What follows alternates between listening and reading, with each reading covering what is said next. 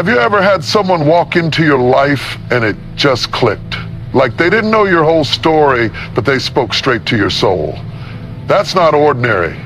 That's spiritual. That's a divine alignment. God will send people who pray for you without asking. People who push you when you're tired. People who won't let you settle for less when they see what's inside of you. That's the kind of connection you can't explain. It can only be ordained. Think about Ruth and Naomi. Ruth lost everything, her husband, her future, her status. But instead of running back to what was familiar, she followed a divine connection. Naomi didn't have wealth. She didn't have answers, but she had alignment. And through Naomi, Ruth stepped into her destiny and became the great-grandmother of King David. That's what happens when you walk through the door of divine connection. It unlocks generational impact. You may feel like you're overlooked. You may feel like nobody sees your gift. But God has a way of putting your name in the mouth of people who've never met you. You don't need to manipulate it. You don't need to chase it. When the time is right, God will align the conversation, the circumstance, the calendar, and the connection. And when that moment happens, everything will make sense. You'll look back and realize the delay was divine. The silence was sacred. The detour was protection, because all along God was preparing you for the connection and preparing the connection for you. And when your paths finally cross, it won't be forced, it will flow, it won't feel like striving, it will feel like home, because when heaven sends it, it fits. When God breathes on it at last, and when it's divine, no devil in hell can divide it. There comes a point in your life when you look at the pieces and wonder if anything good can come out of the mess. You look at the broken relationships, the missed opportunities, the years that feel wasted, and you ask, can I ever get it back? But I came to tell you today, God is a restorer. He doesn't just patch things up. He makes them better than they ever were. You thought it was over, but God is getting ready to open the door of restoration in your life. And when he does, everything that was stolen, lost, delayed, or broken will come back with interest. You see, the enemy didn't just attack you because you were weak. He attacked you because you were valuable. Thieves don't break into empty houses. He saw your potential. He saw the oil on your life. He saw your future, and he tried to ruin it before it could manifest. He wanted to break your confidence, damage your name, rob your time, and shatter your dreams, but he made a mistake because he messed with someone who belongs to God, and God doesn't sit back and let the enemy write the final chapter. No, he steps in with power, with grace, with mercy, and with restoration. The God you serve is not just the God of beginnings. He's the God of re-beginnings. He doesn't just give second chances, he gives divine comebacks. Some of you have been walking through life like the prodigal son, far from who you used to be, far from what you once had, far from where you dreamed you'd be. But you're still breathing, you're still here, and that means the story isn't finished. You might be sitting in the pig pen of shame and regret, but God is calling you back to the house. He's saying, I still have a robe. I still have a ring. I still have a seat at the table with your name on it. Restoration doesn't mean pretending the pain didn't happen. It means God will take the very thing that was meant to destroy you and use it to develop you. That heartbreak, it taught you discernment. That delay, it trained your patience. That betrayal, it revealed your strength. Nothing was wasted. Nothing was for nothing. It all has purpose in the hand of the restorer. Look at Job. He lost everything. His children, his wealth, his health, even his friends turned on him. But in the end, God didn't just give him back what he lost. He gave him double. That's what restoration looks like in the kingdom. It's not just about getting back what was taken. It's about God adding to it, multiplying it, blessing it beyond recognition. And some of you have lost things people can't see. You've lost your peace, you've lost your joy, you've lost your self-worth. You've been showing up to work, showing up to life with a smile on your face and a storm in your soul. But God is about to restore your inner world.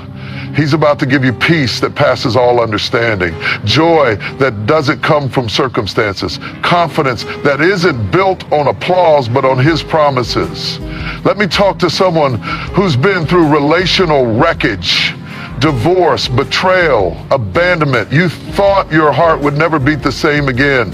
But restoration means he can soften what's hardened and heal what's scarred. It means he can bring love into your life again, trust into your heart again, hope into your spirit again. You are not too broken to be loved. You are not too far gone to be chosen. God is restoring your ability to connect, to trust, to believe again.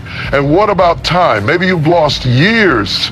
Maybe you wasted a decade in the wrong relationship, the wrong career, the wrong crowd, and the devil's been whispering, it's too late now. But God is the only one who can redeem time. He can take what should have taken 10 years and make it happen in 10 months. He can accelerate your healing, your breakthrough, your promotion. He can restore time like it never left. Don't despise your scars. Scars are proof that the wound healed. They're proof that the devil tried, but he didn't win. And not only are you still standing, you're coming back stronger. Stronger in faith, stronger in identity, stronger in discernment. That's restoration. It doesn't leave you where it found you. It lifts you to where you were meant to be. Somebody listening right now has been afraid to believe again. You've built walls to protect your heart, but those same walls are blocking your healing. You've shut the door on hope because you're scared of disappointment.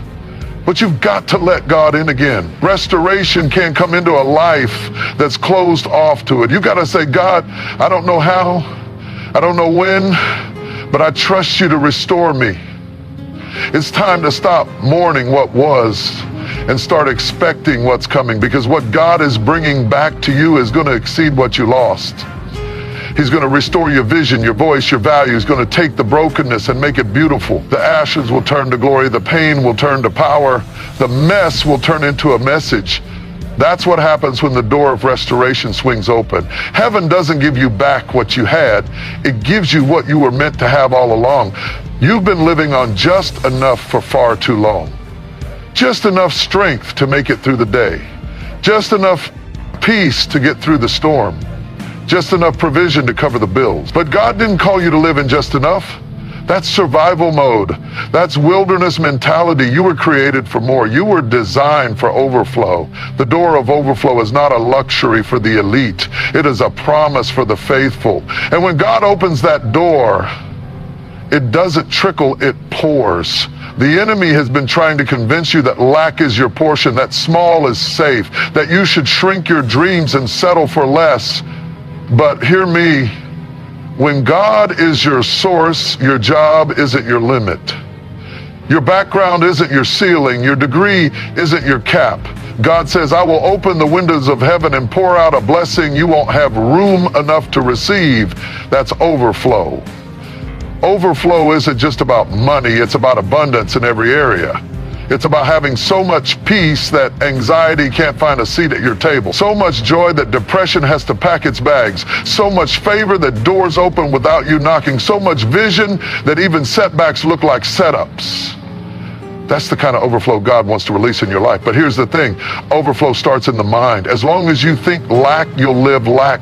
As long as you believe you're unworthy, undeserving, not enough, you'll never walk in what's already yours. You've got to shift your mindset from survival to supply, from poverty to plenty, from I can't afford this to my God shall supply all my needs according to his riches and glory. Do you remember the story of the widow in 2 Kings 4? She was down to nothing, just a small jar of oil. The creditors were coming. Her future looked empty. But she had one thing, and that was enough. When the prophet Elisha told her to gather empty vessels, she didn't understand, but she obeyed. And as she poured, the oil kept flowing. It didn't stop until the vessels stopped. That's a word for you. Your oil will keep flowing as long as your faith keeps moving. The flow doesn't stop until you stop. And when she was done pouring, she had more than enough. That's overflow. Some of you have been asking God, where is my blessing? And God is saying, where are your vessels? You're waiting for the overflow, but God is waiting for your preparation. Make room for what you prayed for. Make space for what's coming. Clear out the doubt. Remove the fear. Enlarge your expectation, because what's coming is bigger than what you've seen. Overflow is also about purpose. God doesn't bless you just for you. He blesses you to be a blessing. When your cup runs over, it's not for the cup, it's for what's around the cup. You've got to be willing to be a river, not a reservoir. You've got to let what flows into you flow through you. God will increase you to the level that he can trust you to release it. Have you ever noticed how generosity unlocks overflow? It's a divine principle. When you give not just money, but time, love, wisdom, God multiplies it back to you. Overflow doesn't come to selfish people. It comes to surrendered people. People will say, God, if you give it to me, I'll steward it, I'll share it, I'll use it for your glory. That kind of heart invites heaven's abundance. And don't get it twisted. Overflow doesn't mean the absence of struggle. It means the struggle doesn't stop the supply. Overflow means the bills are real, but so is the blessing. The diagnosis is real, but so is the deliverer. The attack is heavy, but so is the anointing. You've got to learn how to praise in the middle, because praise is the sound that precedes the pour. You've been living beneath your birthright. You've been surviving in places where God wants you to thrive. You've been rationing peace like there's a shortage, walking in fear like your father's hands are tied. But God says, I own the cattle on 1,000 hills. The earth is mine and the fullness thereof. I'm not limited. I'm not broke. I'm not worried. And if you are mine, lack cannot be your legacy. Let this be the season you stop apologizing for overflow. Stop shrinking your testimony to make others comfortable. Stop hiding your joy like it's too loud. God is going to bless you publicly in the same place where you were broken privately. He's going to fill your table in the presence of your enemies. And when people ask how you did it, you won't have to point to your resume, you'll point to grace. You didn't get here because you were lucky. You got here because God opened a door that no man could shut. You got here because you sowed in tears, and now you're about to reap in overflow. You're stepping into a season where the harvest will overtake where your prayers will become your reality, where you're barely getting by will turn into more than enough. This is the kind of door that doesn't just open once, it stays open. The floodgates of heaven are about to burst over your life. Get ready for overflow. You've heard the message, you felt the fire, you've walked with me through the doors, identity, protection, purpose, breakthrough, divine connections, restoration, and overflow. But now I came to speak to your future. I came to prophesy into the dry bones of your potential and tell you, this is your moment. Not tomorrow, not next week, not someday when you have it all together. Right now. This is the time when everything begins to shift. This is the season where the doors swing open so wide, no devil in hell can shut them. Let me tell you something. You didn't survive everything you went through just to live after you. You didn't cry all those tears to die empty. You didn't fight all those battles to quit now. There is greatness in you. There is power in you. There is a divine destiny in your belly, and it's about to be birthed. Don't let fear become your landlord. Don't let your past take up space in your present. Don't let rejection rewrite your identity. You are not who they said you were. You are not the mistake you made. You are not the trauma you endured. You are who God called you to be. Chosen, anointed, destined, equipped, empowered. Every time you've been overlooked, you were really being preserved. Every closed door was the setup for the open door that matters. Every delay was divine protection. And when you look back on it, you'll say, if I hadn't gone through that valley, I wouldn't have known God could bring me to this mountain. Hear me, this is not the time to shrink. This is not the time to fold. This is not the time to question your worth. It's time to speak life over yourself. Say this 3 times. I'm ready. I'm worthy. I'm chosen. Say it until your spirit catches fire. Say it until depression lets go of your mind. Say it until poverty leaves your bloodline. Say it until you believe it with every fiber in your being. Because once you know who you are, the doors can't help but open. You've got to walk like the doors are already open. Praise like the blessing is already yours. Move like the promise is on the way. Stop asking for permission to be powerful. Stop waiting for validation from people who never believed in you. You don't need their confirmation. You already have God's covenant.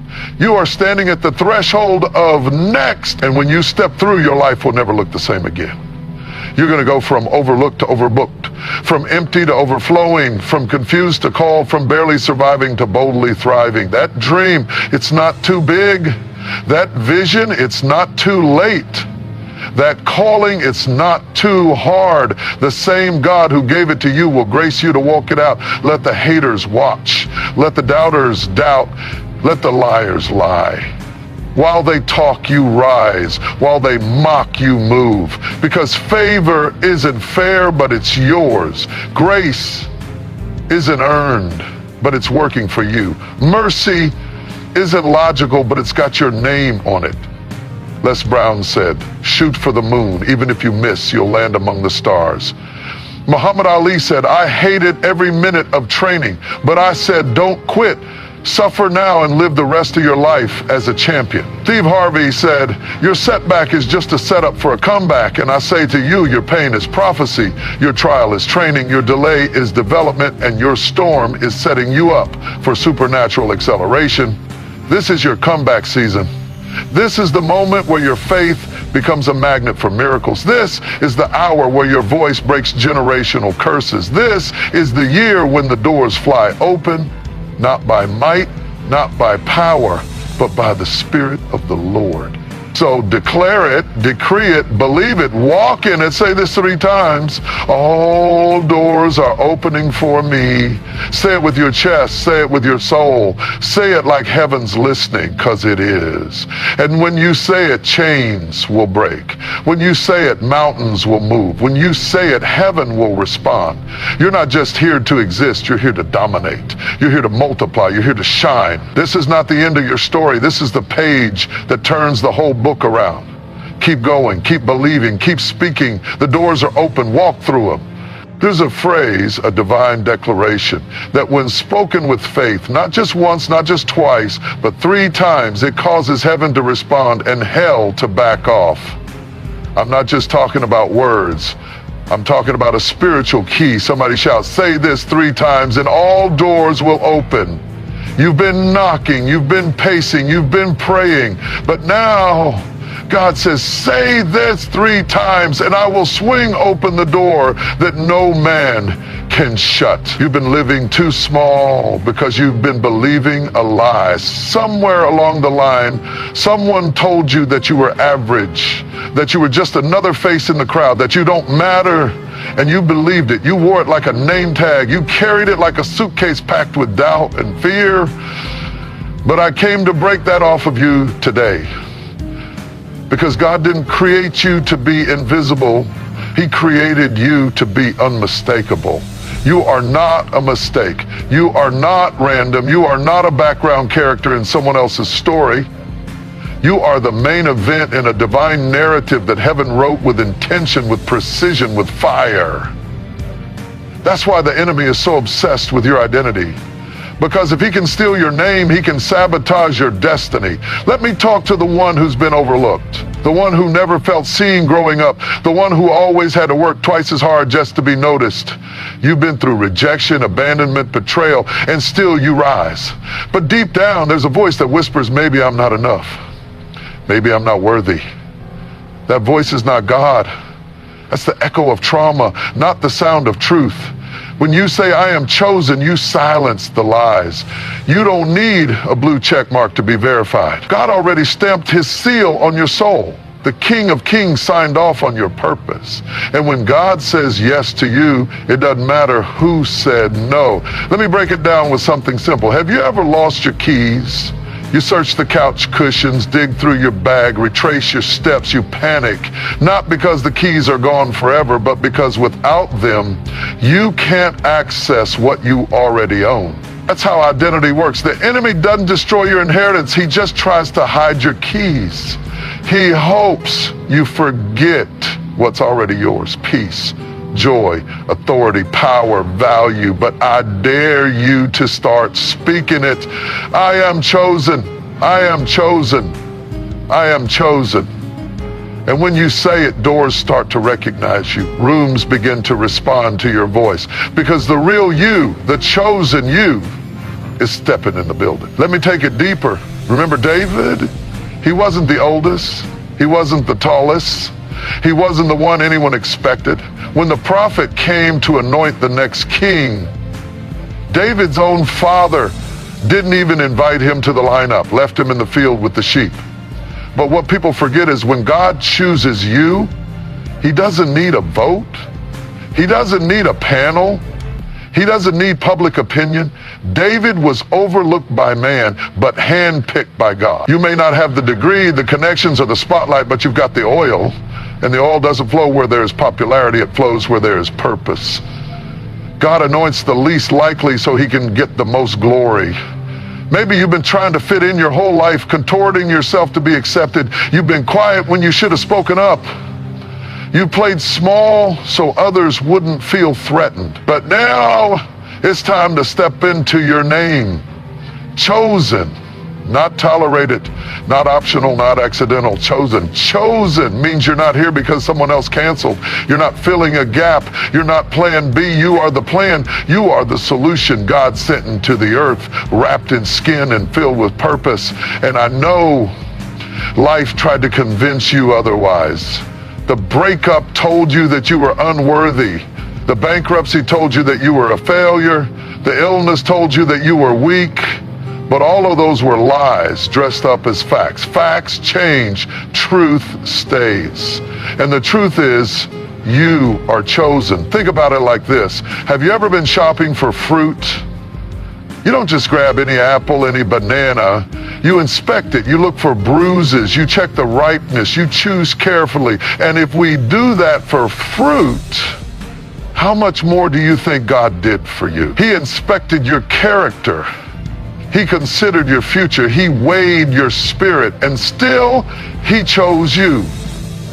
That's why the warfare has been so heavy, because you're not regular, you're not basic, you're not disposable. You are a threat to the kingdom of darkness. And when you realize who you are, you become dangerous. The most powerful person in the room isn't always the loudest. It's the one who knows who they are. You don't need another affirmation from Instagram. You need a revelation from God. You don't need another filter to make you look better. You need truth to make you see better. And the truth is, you are chosen. You were chosen before you were clean, before you were confident, before you were ready. God chose you knowing everything you'd ever mess up and still said, that's my child.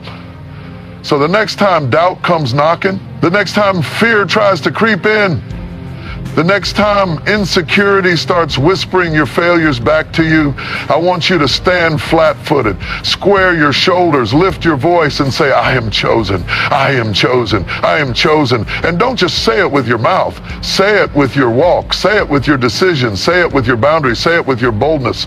Because the door of identity is not just about how others see you. It's about how you finally see. Have you ever walked through life feeling like something was coming after you? Like every time you try to take a step forward, something's trying to pull you back. You get up, try again, push through, and suddenly, bam, another blow, another unexpected loss, another heartbreak, another storm. And you're sitting there wondering, God, you even see me? Am I out here unprotected? Let me tell you something that'll shake you up and set you free. You are covered. I'm not saying that just to make you feel good. I'm telling you because heaven has surveillance on your life. God has his angels camped around you, even when you can't see it. Just because you don't feel it doesn't mean you're not protected. See, God's protection isn't always visible. It's strategic. Sometimes you think the delay was a denial, but it was divine protection. That job you didn't get, God saw the layoff 6 months down the line. That relationship that ended, God saw the betrayal before you ever caught a clue. That car that wouldn't start, you thought it was a setback, but it saved you from an accident. That rejection wasn't punishment, it was protection. You've got to stop equating God's silence with his absence. Just because he didn't post it on your timeline doesn't mean he didn't block it in the spirit. Do you know how many attacks never reached you because the shield of the Lord blocked it before it even formed? You've been waking up every day thinking you're just lucky. You're not lucky. You're covered. Imagine this, you're driving in the rain, the storm is heavy, you can barely see out your windshield, but you've got wipers designed to move back and forth, clearing your view just in time. He doesn't always stop the rain, but he gives you vision in the middle of it. He doesn't always remove the trouble, but he keeps you moving through it. That's protection. I need somebody to understand this today. God didn't bring you this far to abandon you. He didn't invest all that grace, all that favor, all those miracles in you just to leave you vulnerable. There's a hedge around you. Job didn't even know how protected he was until Satan showed up and said, haven't you put a hedge around him? Listen, the devil knows how protected you are more than you do. See, the devil had to ask for permission to touch Job. And even then, God set the limits. He said, you can touch this, but not that. You can come this far, but no further. That means every trial that came into your life had to be filtered through God's hand. If it was allowed, it had purpose. And if it had purpose, it will lead to power. You are not unprotected. You are under assignment. And I know life tries to tell you otherwise. The heartbreak tried to convince you that God forgot about you. The sickness tried to whisper that you were cursed. The struggle told you that you were uncovered. But the truth is, you were covered even in the fire, even in the flood, even in the furnace. Remember Shadrach, Meshach, and Abednego? They got thrown into a fiery furnace that was turned up 7 times hotter. 7! But they walked through it without a burn. Why? Because when you're covered, the heat can't consume you. The covering of God doesn't mean you won't face fire. It means the fire won't win. It means no weapon formed against you shall prosper. Not no weapon shall form. No, they will form, but they won't prosper. It means the weapon might land, but it won't last. It might shake you, but it won't shatter you because you're covered. Have you ever seen a baby sleep in their mother's arms? The world could be chaotic, sirens blaring, phones ringing, chaos outside, but that baby sleeps like they don't have a care in the world. Why?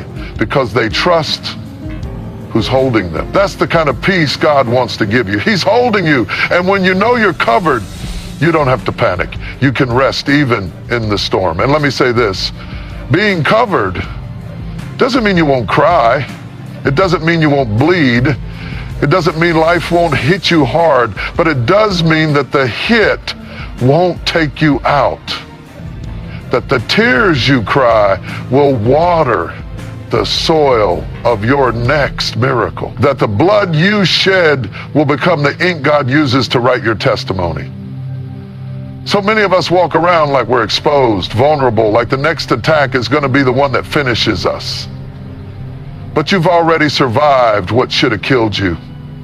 You've already outlived the worst season of your life. The only reason you're still here is because God covered you when you didn't even know you needed covering. Think about the nights you were too broken to pray. The days you didn't feel strong enough to get out of bed. The moments you said, God, I can't do this anymore. And somehow strength showed up. You didn't create that strength. It didn't come from your own will. That was covering. That was God catching you before you could fall. And the truth is, sometimes protection looks like isolation. Sometimes he has to pull you back to protect you from what you thought you needed. He had to separate you from them to shield your soul. He had to shut down that opportunity to preserve your spirit. Sometimes his no is louder than your yes, but it's always rooted in love because love covers. You are not walking alone. You've got backup. You've got angels with assignments. You've got divine surveillance watching your every step. You're not uncovered. You're under divine protection. And the more you say it, the more you believe it. I am covered, I am covered, I am covered. There's something inside you that won't let you settle.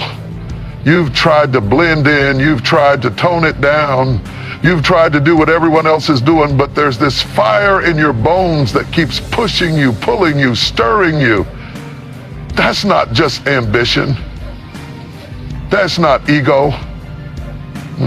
That's purpose calling your name. Purpose won't let you sleep when you want to. Purpose won't let you give up even when everything in you feels like quitting. Purpose whispers in your spirit, there's more. You weren't born just to pay bills, punch a clock, and die. No, you were created for something greater, something eternal, something powerful. You were made to shift atmospheres, break generational chains, and light up the world with the glory of God inside. When you say, I am called, you are awakening something heaven placed inside of you before your mama even knew your name. Purpose doesn't come from popularity. It's not birthed in applause. It comes from pain, from process, from pressure. Diamonds are formed under pressure. Gold is refined by fire. Purpose is developed in the dark long before it shines in the light. Some of the greatest gifts God ever gave you were hidden in the form of struggle. You had to go through rejection so you could discover your voice. You had to survive that trauma so you could learn compassion. You had to lose that job so you finally step into your real calling. Do you know how many people are out here living with gifts they've never unwrapped because life told them they were too old, too young, too damaged, too broken? But God said, before I formed you in the womb, I knew you, I appointed you, I called you. That means he gave you purpose before you even had a pulse. You weren't an accident. You're an assignment. Let me break it down in everyday terms. Have you ever seen someone try to use a tool for the wrong job? Like using a butter knife to turn a screw. It might get the job done for a moment, but eventually it slips, it breaks, it bends. Why? Because it wasn't designed for that. And that's what happens when you live outside of your purpose. You burn out, you break down, because you weren't created to be something you're not. You keep asking, why am I so tired? It's not just because you're busy, it's because you're busy doing things that don't align with your purpose. When you walk in purpose, strength shows up, favor shows up, resources chase you down. Purpose is magnetic. It draws everything you need because God funds what he forms. That's why you felt like a misfit your whole life. You never really fit in. Not in school, not in certain friend groups. You always thought something was wrong with you, but nothing was wrong with you. You just weren't meant to fit in. You were meant to stand out. You were born to follow trends. You were born to set them. God didn't call you to copy anyone else's blueprint. He gave you your own. And here's the truth. Your purpose is not just for you. It's connected to someone else's breakthrough. Somebody's deliverance is tied to your obedience. Somebody's healing is waiting on your yes. That business idea you've been sitting on, that book you haven't written, that nonprofit you keep dreaming about, those aren't random ideas. They are divine assignments wrapped in your DNA. You keep trying to shake it, but it won't leave you alone. That's purpose. You don't have to be famous to be purposeful. You don't need a stage to make an impact. Purpose shows up in parenting, in mentoring, in loving people right where they are, in doing the small things with a big heart. Don't you dare let this culture fool you into thinking that if you're not viral, you're not valuable. Heaven doesn't count followers. Heaven counts faithfulness. You've been through too much to die with your gift still in you. The pain you endured has a purpose. The hell you survived has a reason. The tears you cried have an assignment. You didn't go through all that just to live a mediocre life. God is not wasteful. If he allowed it, he'll use it. Stop waiting for perfect conditions to pursue your purpose. If Noah waited for sunshine, he would have drowned. If David waited for applause, Goliath would have never fallen. If Esther waited for a guarantee, her people would have perished. Sometimes purpose requires you to move scared, to act in faith, to jump before you see the net. Because obedience doesn't always feel safe, but it is always secure. And listen, people might not understand your purpose. That's okay. They weren't in the secret meeting God had about you. They didn't hear what heaven whispered when he wrote your name in the book of destiny. So stop looking for validation from people who don't have the capacity to see what's inside of you. You were made for more, and every time you declare, I am called, you are reminding hell that you're not here to take up space. You're here to take territory. Your life is not random. Your gift is not small. Your voice matters. Your journey has weight. And even when it feels like nothing's happening, trust me, purpose is moving in the background. God is orchestrating divine moments, aligning the right people, opening unseen doors, Because when you walk in purpose, you walk with heaven's backing. When you walk in purpose, every step you take becomes sacred. When you walk in purpose, you become unstoppable. You've been praying, you've been fasting, you've been crying in secret, smiling in public, but broken behind closed doors. You've been pushing, pressing, surviving, but you're wondering, when is my turn, God? Every time it seems like you're about to break through, something pulls you back. But I came to tell you, you are one moment away from a divine shift. One word, one touch, one open door. That's all it takes for everything to change. You're not stuck because God forgot you. You're not delayed because you're unworthy. You are standing in front of the door of breakthrough, and hell is nervous because you're closer than you ever been. That's why the attack has been so intense. That's why you felt the pressure increase. That's why people have turned on you out of nowhere. The enemy always fights the hardest right before you break through. Breakthrough doesn't feel like breakthrough when you're in it. It feels like confusion. It feels like chaos. It feels like loss. But God specializes in building miracles out of mess.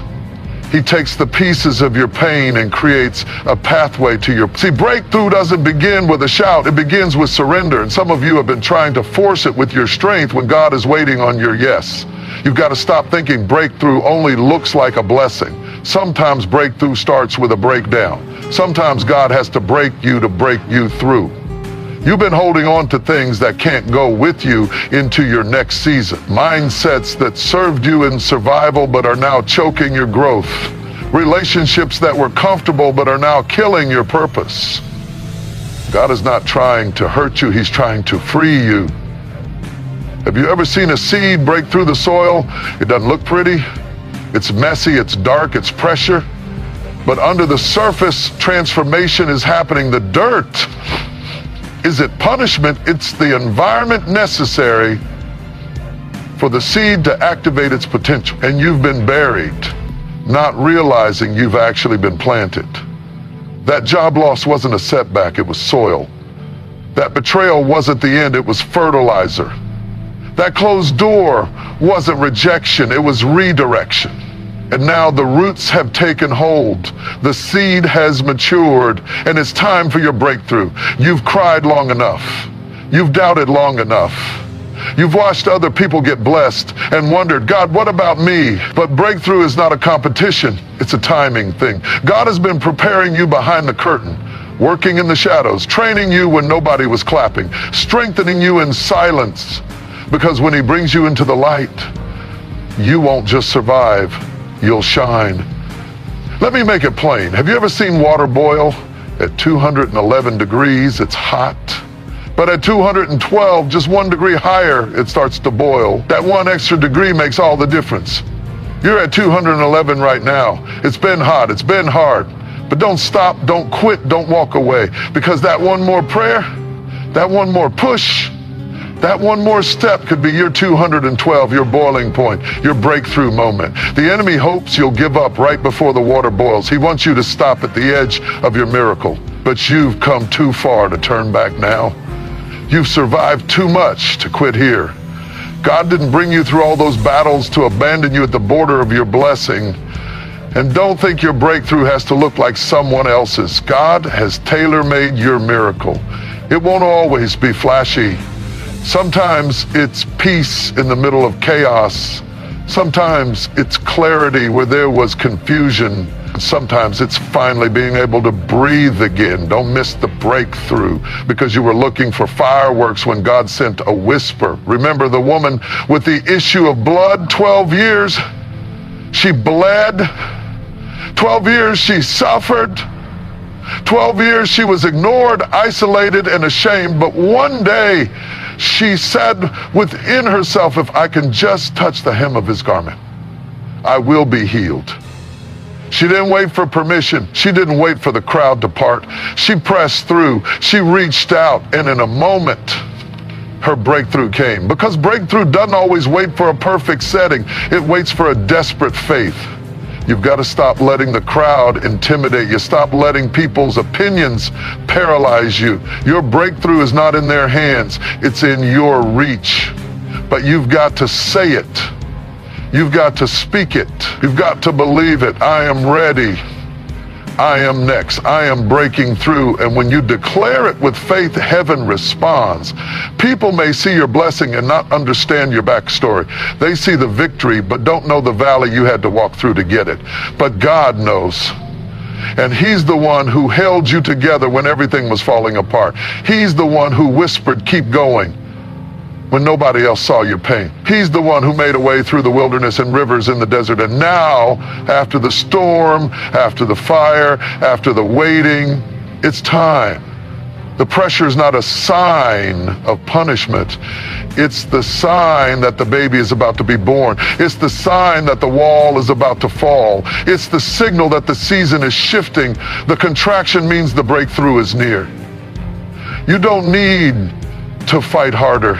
You need to push with purpose. You need to speak with authority. You need to walk like you know what's coming is greater than what was lost. And every time the enemy tries to remind you of how long it's taken, you remind him of what God has promised. This is not just your battle. This is your birthing room. And when you walk through this door, you won't be the same. When you say it, I am breaking through, I am breaking through, I am breaking through, you shift the atmosphere. You silence the doubt. You break every chain that's trying to keep you bound, because the door of breakthrough is not in front of you. It's already open, waiting on your voice, your faith, and your next step. There are some doors that no resume can open. Some places no amount of hustle will get you in. There are rooms that are not accessed by status, but by favor. And favor doesn't just show up, it's sent. God doesn't just open doors randomly. He connects people divinely. When you walk in alignment with your purpose, God begins to orchestrate divine connections that will change the trajectory of your life. You don't need to know everybody. You just need to know the right somebody. You don't need a crowd, you need a connection. One conversation can launch you into destiny. One introduction can shift everything. One yes from the right person, and every no you heard before will become irrelevant.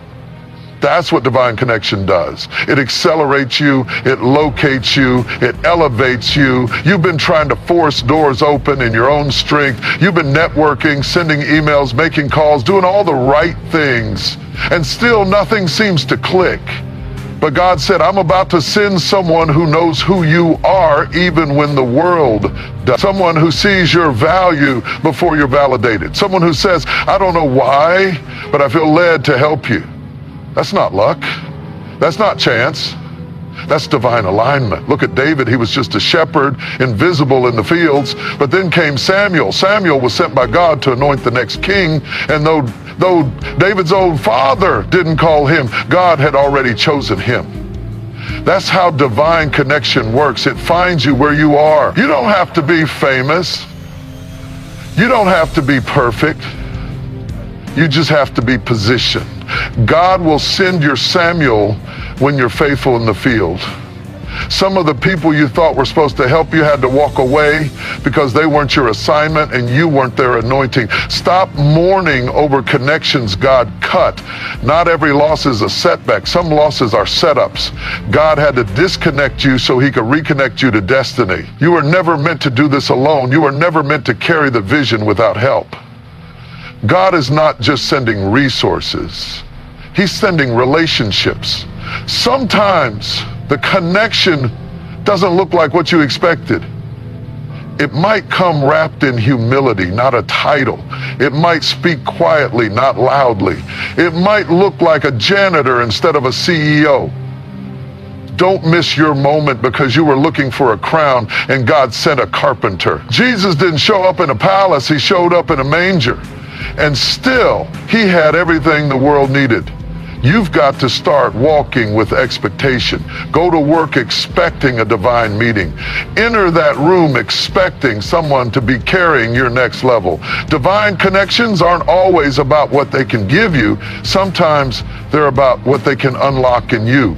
Sometimes they don't bring money, they bring strategy. They don't bring applause, they bring clarity. They don't flatter your ego, they fuel your spirit. And guess what? You're not just waiting for a divine connection, you are one. Somebody is waiting on you to speak life into their dry place. Someone is waiting on your obedience to launch their own breakthrough. You've got keys in your mouth. You've got answers in your hands. The reason hell's been fighting you so hard is not just because of what you're carrying for you, but because of what you're carrying for others. Sometimes God will isolate you before he connects you, because he doesn't want contamination in the connection. He needs to detox you from desperation. You can't be so hungry for connection that you link up with people who look good but lead you off purpose. Divine connections are not just about chemistry. They are about assignment. You don't need people who make you feel better. You need people who make you be better.